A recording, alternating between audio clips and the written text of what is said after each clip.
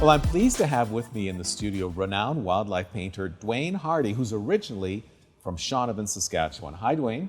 Good morning, Costa. Pleasure to be with you. It's really nice to be with you as well. Dwayne is creating art, and these are works of art, for a project called the World Bison Project. It's been commissioned by the Canadian Wildlife Federation. Check this out.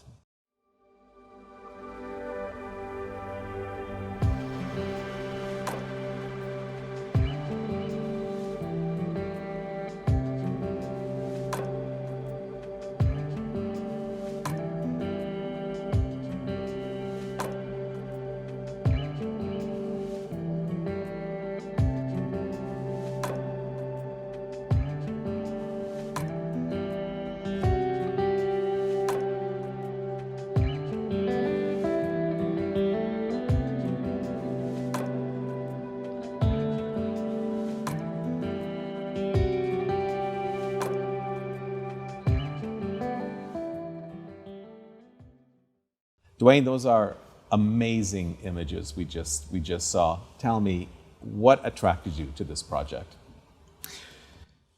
Well, I have a natural affinity, having grown up in rural Saskatchewan, for animals, both wild and domestic. So I became interested very early on in art, drawing and painting.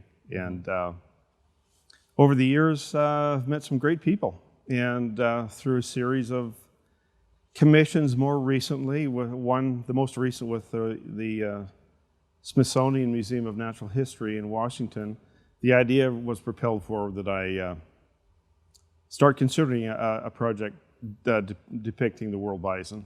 Yeah. And bison, what makes that so special for you, depicting wild bison?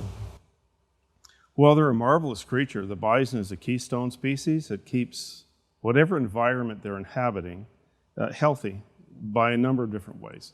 Their behavioral, migratorial patterns, etc., keep the prairie especially vibrant in many ways.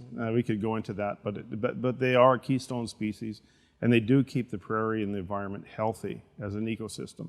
So that was part of it, and the fact that the three bison, of which there are two species, we have the two subspecies in North America, the wood bison and the plains bison that we all know so well, and the European bison. And they each have their own very distinct narrative by way of conservation and restoration. Not knowing how wildlife painters operate, so I'd like to know what's involved in painting these magnificent animals. How did you go about it here in Saskatchewan? Oh my, well, from the creative perspective, one of the first things I do was travel to the location. That it's a collaborative effort between the scientists and myself. Where is the best place to go to observe and study the animals, and what area specifically is very special in terms of their conservation stories. So here in Saskatchewan, I spent a couple of days in Prince Albert National Park, where in the southwest corner of the park they have a herd of bison, plains bison specifically. So I went there to study and paint en plein air, which is a French term for painting on location, outside, to gather first-hand source material for the paintings. So it's just not going on looking at images under Google Images, seeing pictures of these things and painting them. There's more to it than that, obviously. Oh, this project, there's much more to it. For instance, the large painting depicting the very recent bison release in Banff National Park. The painting depicts their first autumn in 2018, after they'd been released that previous winter. And I worked very closely with the scientist in Banff National Park that monitors the herd. So the herd size, number, sex ratio, immature versus adult ratio in the painting is meant to depict that first autumn when there were 32 bison. But what do you see being there in person, where the bison roam, where you can and paint on site? What do you pick up that you wouldn't pick up otherwise as an artist? That's a great question, Costa. I mean, that involves a creative process.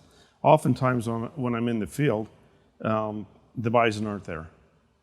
But what I need for the paintings are the landscape material.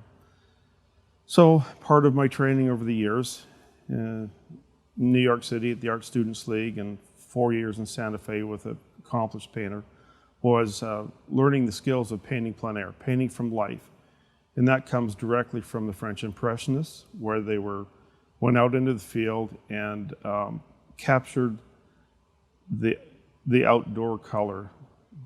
It's called outdoor impressionist color theory, so that the colors that are painted in the paintings are more realistic in terms of their color, and outdoor color. So that's the first-hand material that I gather in the field. You mentioned that you were in the Prince Albert National Park. Yes. What other areas have you traveled for this World Bison Project and capturing these great images of these great animals? Oh my, many, and more to come, really. I started with my first trip to Poland. Wait, Poland for what? For the European bison. They're European bison in Poland? They're a separate species. Really? Yeah. Okay. There are 2 species in the world now, the European bison being one, and then here in North America, the 2 subspecies. Right. So yeah, I traveled to Poland to attend the European Bison Conference, which had been organized by Dr. Wanda Olick, and another one of the people that's helped organize a Friends of Society to help with the research, Magdalena. So Wanda was really my host in Poland. She's a professor of genetics and animal breeding at the University in Warsaw. Oh. And I'll be returning for the winter season this January, February. So you've been Poland, Prince Albert. What other areas have you been capturing images of the bison? Of course, Banff National Park, Elk Island National Park, Yellowstone National Park, Teton National Park. And when I return to Idaho, I'm scheduled to spend some time in the Niobrara in Nebraska. They have a very special bison range. 2 notable preserves in South Dakota, and one in Colorado, and a very special private ranch in New Mexico. Oh. Yeah. And you being from Shaunavon, did you make it to that part of the province? Sure did. What did you do there? Had some thanks, Costa. No, it was wonderful. I spent 2 full days at Old Man on His Back and the National Grasslands Park. And what makes that special in capturing bison images there? Feels like home. No, I mean, it really, it's where I grew up, and it has a pretty special place for me. Yeah. It's quite an austere landscape. It's a wide open prairie, and the National Grasslands Park is it's just beautiful. They have a prairie dog town. You can hardly talk about plains bison without talking about the prairie dog, which is another great conservation success story. The Canadian Wildlife Federation felt it was important to get onto this project, and it's about preserving the wild bison populations, and it's through your paintings to inspire people to think about that. Right.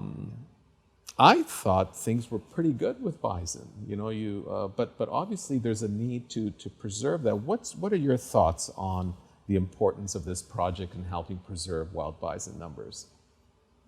That's a wonderful question too. Over the eons, historically, art has, part of its function has been to act as a bridge for greater understanding and appreciation.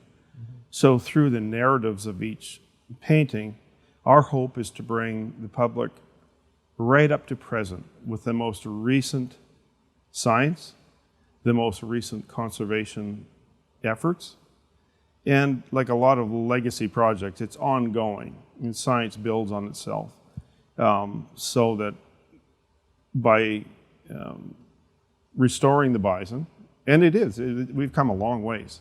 Maybe we're not up to the 30 million there were at one point, but the scientists on the ground that are doing all this wonderful work to continue that legacy of conservation and restoration, that will be an important narrative seen through these images that I'm preparing, as well as the cultural interface of First Peoples. That will deal with that in a smaller way, because it's mostly about the bison. Yes. But wherever there's been a bison interface with humans, that will also become a lesser component of the show, but nevertheless equally as important. Absolutely. Yeah. Well, we're waiting for announcements on where this work is going to be displayed. I guess that's in the works, I gather. Yes, very recently we've had two commitments from one Canadian museum, a very notable one, and one American museum as well. So our hopes are to attract perhaps one or two more Canadian and one or two more American venues. Well, we look forward to hearing that good news as well. Thank you so much for sharing this amazing journey that continues for you from the World Bison Project. Dwayne Harty, thank you so much and all the best. Thank you, Costa.